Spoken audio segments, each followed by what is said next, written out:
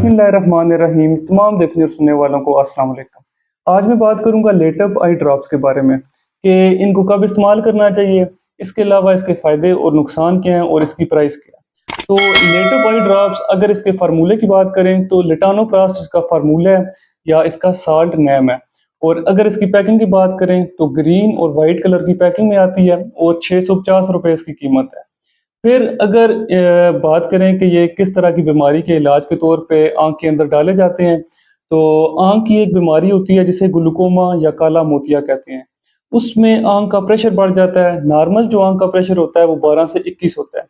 जब वो normal range से ज़्यादा हो जाए तो इस केस में लेटअप आई ड्रॉप्स आँख के अंदर डाले जाते हैं या आपका डॉक्टर आपको तजवीज़ करता है।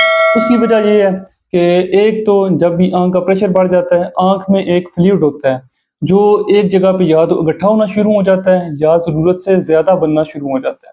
तो जब लेटअप आई ड्रॉप्स आप इस्तेमाल करते हैं वो आँख से बाहर निकलना शुरू हो जाता है या नॉर्मल हो जाता है।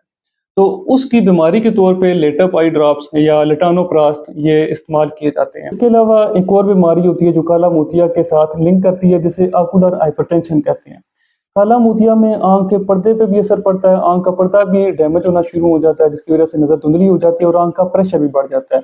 लेकिन ऑकुलर हाइपरटेंशन में सिर्फ आँख का प्रेशर बढ़ जाता है। तो उस केस में भी ये लेटअप आई ड्रॉप्स इस्तेमाल किए जाते हैं ताकि आँख के प्रेशर को कम किया जा सके।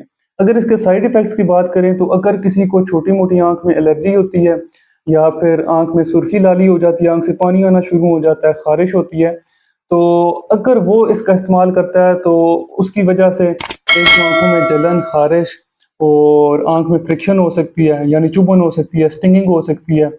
तो उस केस में इनका इस्तेमाल आप नहीं कर सकते। इनके बहुत ज़्यादा साइड इफ़ेक्ट हो सकते हैं। नॉर्मल अगर कोई भी बीमारी हो रही है, छोटी-मोटी कोई भी बीमारी है या आँख में कोई इंजरी या इन्फेक्शन हो गया, एलर्जी होगी, तो उस केस में आप लेटअप आई ड्रॉप्स का इस्तेमाल नहीं कर सकते। तो आज की वीडियो इसी से मुतल्लिक थी। उम्मीद है आपको वीडियो पसंद आई होगी। अगर वीडियो पसंद आई है तो मेरे YouTube channel, Facebook, TikTok, Insta same इसी नाम से हैं। वहाँ पे जाके आप विज़िट कर सकते हैं, फॉलो करें, लाइक करें और दोस्तों के साथ शेयर करें। मिलते हैं नेक्स्ट वीडियो में, तब तक के लिए अल्लाह हाफ़िज़।